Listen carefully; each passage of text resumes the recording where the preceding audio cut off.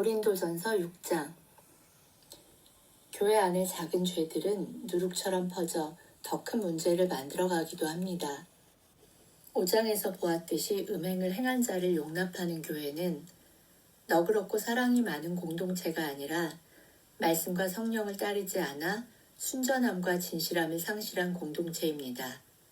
이런 자들을 내쫓음은 남은 이들에게는 물론이고 그 자신에게도 죄된 성향을 버려 그 영혼을 구원하는 일이라고 바울은 말했습니다.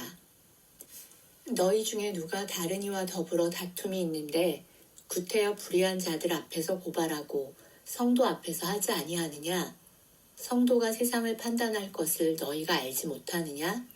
세상도 너희에게 판단을 받겠거든 지극히 작은 일 판단하기를 감당하지 못하겠느냐? 우리가 천사를 판단할 것을 너희가 알지 못하느냐? 그러하거든 하물며 세상 일이랴. 그런즉 너희가 세상 사건이 있을 때에 교회에서 경히 여김을 받는 자들을 세우느냐? 내가 너희를 부끄럽게 하려 하여 이 말을 하노니 너희 가운데 그 형제 간의 일을 판단할 만한 지혜 있는 자가 이같이 하나도 없느냐? 부끄럽게도 교회 안에서 또 분쟁과 다툼이 생겼네요. 그런데 이제는 재판까지 간 모양입니다. 지극히 작은 일이라고 번역된 헬라어 비오티카는 법정 용어가 아니라 일반 생활 습관 같은 평범한 일로 민사소송에 해당한다고 볼 수 있답니다. 로마의 식민지였던 당시는 형사소송은 로마의 재판관들이 처리하기에 공의롭다고 볼 수 있는 반면 이런 민사소송들은 충분히 매수가 가능한 일이어서 부자나 권력자들의 손을 종종 들어주었다고 하니 언제나 어느 곳에서나 비리는 존재하나 봐요. 성도는 세상도 천사도 판단할 만큼 하나님의 말씀을 가슴에 새기고 살아가야 하는 존재입니다. 그만큼 옳고 그름의 기준이 확실해야 한다는 뜻으로 보이는데요. 여기서의 천사는 하나님의 수종을 드는 천사이기보다는 자기 처소를 떠난 천사, 곧 범죄한 천사인 루시퍼를 가리킨다고 보기도 합니다. 판단할이라는 단어는 미래 완료형으로 예수 재림 후 세상을 판단하실 때 함께 재판할 우리 성도들의 신분을 말해주는 것이기도 합니다. 우리의 신분은 그리스도의 신부이고 또한 왕같은 제사장입니다. 너희는 이런 귀한 존재다. 그럼에도 지금 무슨 부끄러운 일들을 하고 있는 것이냐? 너희 중에 그만한 지혜도 없는 것이냐고? 너희가 여태껏 자랑했던 그 지혜는 다 무엇이냐고 바울은 질책합니다. 왕관을 쓰려는 자 그 무게를 견뎌라 라는 섹스피어의 말처럼 바울도 그들에게 그리스도의 구원과 그 영광의 면류관을 쓰려면 그 거룩의 무게를 지탱해야 한다고 말하고 있습니다. 형제가 형제와 더불어 고발할 뿐더러 믿지 아니하는 자들 앞에서 하느냐? 너희가 피차 고발함으로 너희 가운데 이미 뚜렷한 허물이 있나니 차라리 불의를 당하는 것이 낫지 아니하며 차라리 속는 것이 낫지 아니하냐? 너희는 불의를 행하고 속이는구나. 그는 너희 형제로다. 사실 살다 보면 때로는 억울한 일을 겪을 때도 있습니다. 더구나 그곳이 교회이고 형제일 때 그 배신의 상처는 더 클 것 같습니다. 그럼에도 바울은 차라리 속으라고 불의를 당하라고 말합니다. 서로 고발함으로 오히려 교회 안의 허물은 세상에 드러납니다.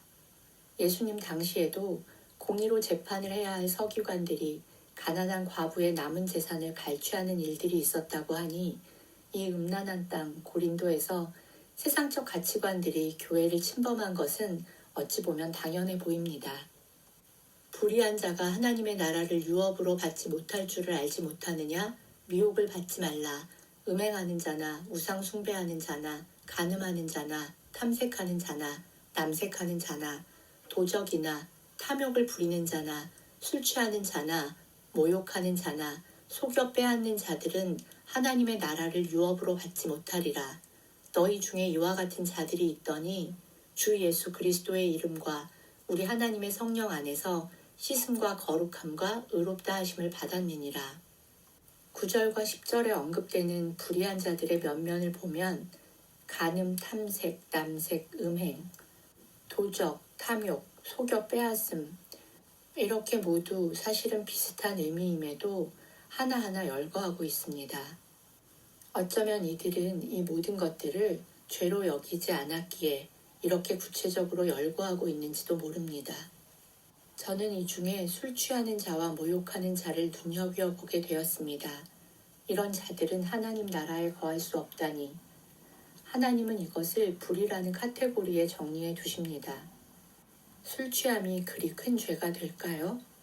이성이 깨어 있어도 성령으로 충만하지 못하면 온갖 불의를 저지를 수 있기에 스스로의 이성을 마비시키는 일을 죄로 보고 계시는지도 모릅니다. 또한 인격에 대한 모독은 타인의 재산이나 생명을 빼앗는 것만큼이나 치명적인 일임을 경고하는 것일 테죠. 우리는 모두 의로운 자들이 아닙니다. 이런 모든 죄 가운데 있었던 우리 역시 그리스도께서 구원에 이르게 하셨음을 잊지 말아야 합니다.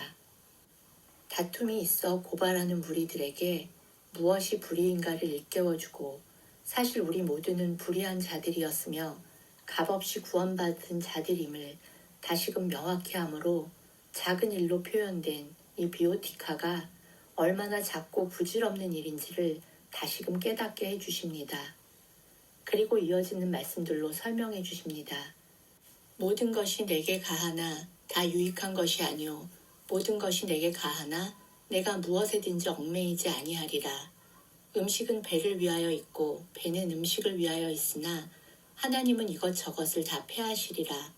몸은 음란을 위하여 있지 않고 오직 주를 위하여 있으며 주는 몸을 위하여 계시느니라. 하나님이 주를 다시 살리셨고 또한 그의 권능으로 우리를 다시 살리시리라. 우리에게는 모든 것을 할 수 있는 자유가 있습니다. 그러나 내가 할 수 있고 또 하고 싶은 선택이 가능한 그 모든 일들이 나의 영혼에 과연 유익한 일일까? 그러나 이것은 이성이 깨어있을 때에도 판단하기 쉬운 일은 아닙니다. 하물며 우리의 이성이 마비된 상태에서 우리는 육신의 욕망을 따를 수밖에 없습니다. 바울은 로마서 13장 13절에 술 취하지 말고 오직 그리스도로 덧입으라. 그리고 에베소서 5장 18절에서는 술 취하지 말라. 이는 방탕한 것이니 오직 성령으로 충만함을 받으라 라고 말합니다. 13절은 식욕이나 음행 같은 육체의 욕구를 따라 사는 삶을 의미합니다. 당시 헬라에는 영지주의, 다시 말해서 이원론이 팽배했던 시기로 육체는 악하고 영혼은 선하다는 사상이 있었습니다. 극단적으로는 육체를 정신을 가두는 감옥이라고 부르기도 했습니다.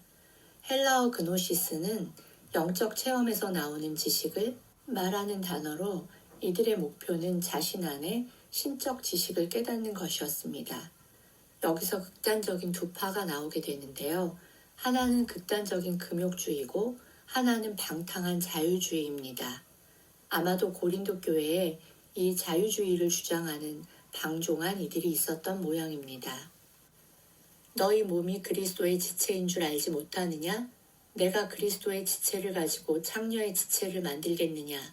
결코 그럴 수 없느니라. 창녀와 합하는 자는 그와 한 몸인 줄을 알지 못하느냐? 일러스되 둘이 한 육체가 된다 하셨나니 주와 합하는 자는 한 영이니라. 음행을 피하라. 사람이 범하는 죄마다 몸 밖에 있거니와 음행하는 자는 자기 몸에 죄를 범하느니라. 너희 몸은 너희가 하나님께로 받은 바 너희 가운데 계신 성령의 전인 줄 알지 못하느냐? 너희는 너희 자신의 것이 아니라 값으로 산 것이 되었으니 그런즉 너희 몸으로 하나님께 영광을 돌리라. 아멘.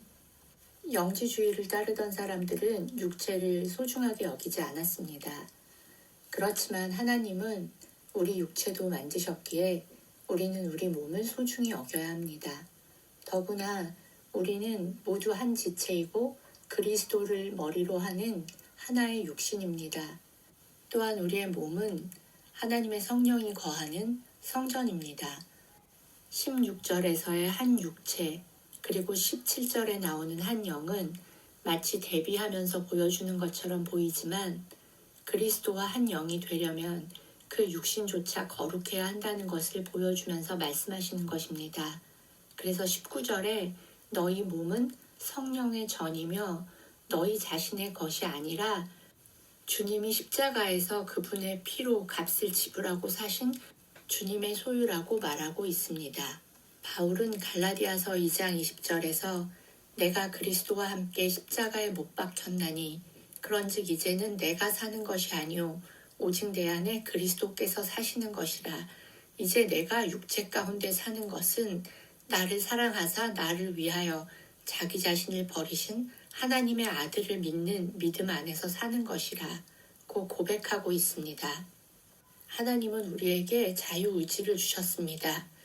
우리를 구원하기 위하여 보내신 예수 그리스도를 믿지 않을 자유까지 우리에게 주신 것입니다. 그리고 우리에게는 그 선택의 자유가 여전히 있습니다. 나는 나의 몸을 그리고 나의 삶을 위하여 어떤 선택을 할 것인가. 오늘 바울의 선택을 보면서 다시 한번 내 삶의 선택을 새롭게 하는 시간이 되게 하여 주시기를 간절히 기도합니다.